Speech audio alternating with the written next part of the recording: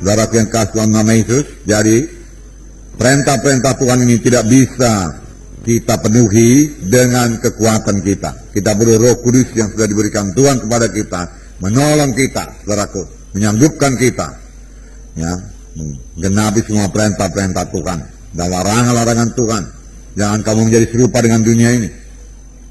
Kalau seorang mengasihi dunia ini, maka jangan kamu mengasihi dunia ini. Jangan, Tuhan berkata. Ini tidak ada padanya kasih Bapa.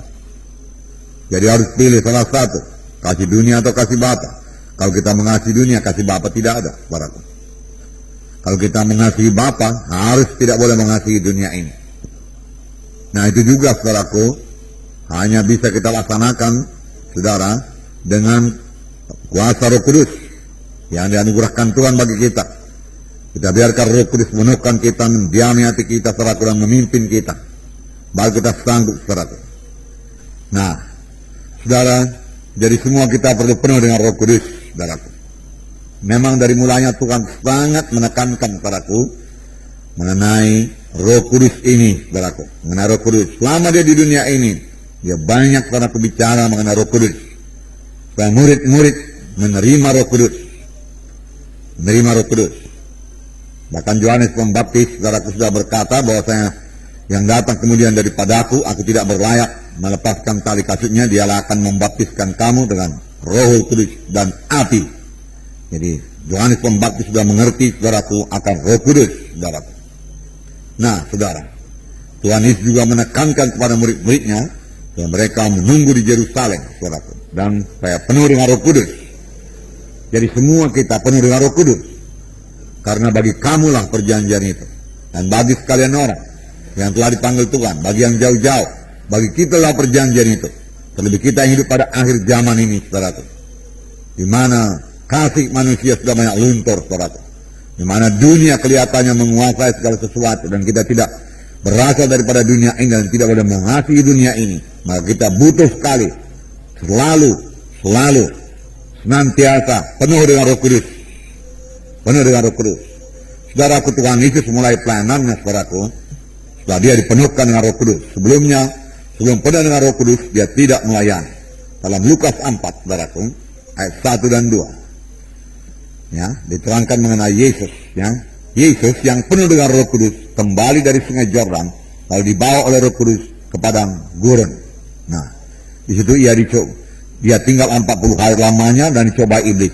Selama di situ ia tidak makan apa-apa, dan sesudah waktu itu ia lapar. Nah, saudara, dan Tuhan Yesus, saudara, mengetahui dia puasa, ya, 40 hari 40 malam. Saya tidak tahu pasti apakah dia minum air atau tidak, saudara. Tetapi di sini hanya dikatakan bahwasanya ia lapar, dia tidak makan apa-apa. Tidak dikatakan dia tidak minum apa-apa, hanya dikatakan dia tidak makan apa-apa, dan sudah waktu itu ia lapar. Yesus sanggup melaksanakan semua puasanya dengan baik dan sanggup mengalahkan setan, saudaraku, karena ayat pertama mengatakan dia penuh dengan Roh Kudus. Dan dia dicobai setan, saudaraku. Dan apakah senjatanya, saudaraku? Senjatanya ada tertulis. Dan setan kalah, saudara. Nah, kemudian dikatakan dalam ayat 14. Dalam ayat 14, dia. Dan tersiarlah kabar tentang dia di seluruh daerah itu. Mula-mula dia penuh dengan Roh Kudus, saudara. Tetapi kemudian terjadi Roh Kudus, saudaraku. Roh Kudus sudah menguasai dia. Sehingga dia kembali, saudaraku, ke Galilea. Dikatakan dia kembali ke Galilea dalam kuasa Roh. Nah, saudara, demikian juga, saudaraku, dalam hidup kita. Ya, tidak cukup hanya penuh Roh Kudus, saudaraku, tanpa, saudaraku, membiarkan Roh Kudus mengatur hidup kita, memimpin hidup kita, melengkapi kita, saudaraku. Saudara, tidak sekedar penuh saja kemudian bahasa Roh. Tidak, saudaraku. Tetapi kita biarkan Roh Kudus memimpinkan kita. Kita biarkan Roh Kudus menguasai kita. Kita biarkan Roh Kudus memberikan karunia-karunia-Nya bekerja dalam pelayanan kita. Dan kita biarkan Roh Kudus mengurapi kita. Hanya mengadakan perbedaan. Waktu Tuhan Yesus mengajar, saudaraku, ada berkata, wah, lain sekali pengajarannya. lain daripada ahli-ahli Taurat yang lain.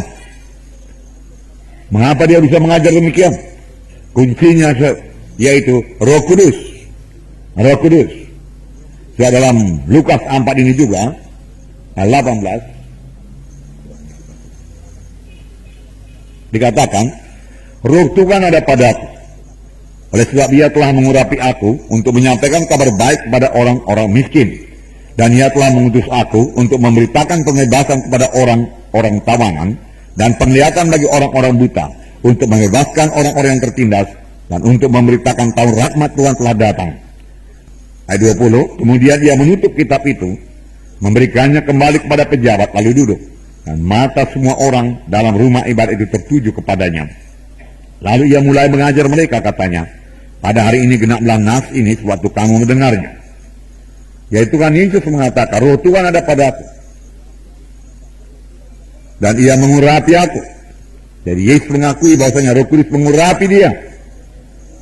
Mengurapi. Kalau Yesus perlu diurapi, kita lebih perlu diurapi. Amin, saudara. Diurapi untuk apa? Ini dikatakan menyampaikan kabar baik pada orang-orang miskin. Kelihatannya, saudaraku, kita sudah mengerti mengenai ayat-ayat keselamatan. Kita tahu memberitakan Injil. Bagaimana Yesus mati di kayu salib, darahnya tercurah. Kemudian Dia berkata sudah genap.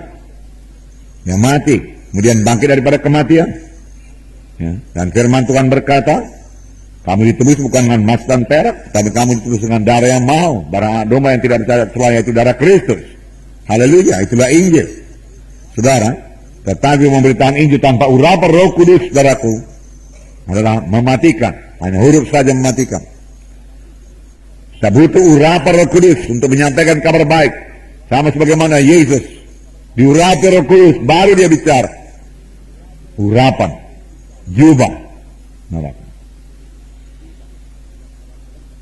Nah, juga saudaraku, memberitakan pembebasan bagi orang-orang tawanan. Di mana ada Roh Tuhan, ada kebebasan. Firman Tuhan berkata, Roh Kudus, saudaraku, mengurapi Tuhan Yesus untuk memberitakan pembebasan. Saudaraku, saya yakin, saudaraku, pada waktu pemberitaan firman Tuhan juga banyak orang sembuh. Belum didoakan, belum sampai kepada jam berdoa. Banyak orang terikat bebas pada waktu pemberitaan firman Tuhan. Saudara, jangankan waktu pemberitaan firman Tuhan, saudara. Pada waktu, saudaraku, pujian penyembahan. Pujian. Saudara, kita memuji Tuhan. Kitalah umat pemuji. Amin, saudaraku. Memuji Tuhan. Mengapa kita puji Tuhan? Karena apa yang telah diperbuatnya bagi kita. Karena perbuatan tangan yang besar. Kita puji Tuhan. Firman Tuhan dalam buku Mazmur berkata, ya, bersorak-soraklah untuk Tuhan. Pujilah Dia. Ya, bersukacitalah di hadiratnya. Haleluya. Firman Tuhan mengatakan demikian. Kemudian kita perlu juga menyembah Tuhan dalam roh dan dalam kebenaran. Kalau kita menyembah Tuhan, saudaraku, kita menyembah karena besarnya Tuhan itu, berkuasanya Tuhan itu. Kita menyembah Tuhan karena siapa Dia adanya. Kita memuji Tuhan karena perbuatan tangannya. Kita menyembah Tuhan karena Tuhan itu besar, karena siapa Dia? Dia Tuhan ajaib, ya, besar dan perkasa Allah kita. Raja Daud berkata, laut-laut, dia katakan bergemuruh, ya, memuliakan Tuhan. Puji Tuhan. Nah, waktu pujian dan penyembahan, mereka yang betul-betul diurapi Tuhan, saya yakin banyak orang sembuh, banyak orang bebas. Amin, saudara. Nah, oleh sebab itu perlu sekali saudara diurapi Tuhan. Dalam pelayanan saudara di kelompok saya, saudara, tentunya mau jiwa-jiwa datang dan diselamatkan, saudaraku. Datang dan dilepaskan. Saudara mau jiwa-jiwa itu berubah, saudaraku. Ya, bersandarlah kepada kuasa Roh Kudus yang mengurapi saudara. Urapan sebenarnya artinya yaitu kehadiran Roh Kudus. Kehadiran Roh Kudus untuk mengurapi saudara. Kehadiran Roh Kudus untuk menjamah hati jiwa-jiwa yang hadir. Sehingga mereka mengerti firman Tuhan. Sehingga mereka menerima firman Tuhan. Sehingga mereka menerima kuasa Tuhan. Haleluya, saudara. Puji Tuhan.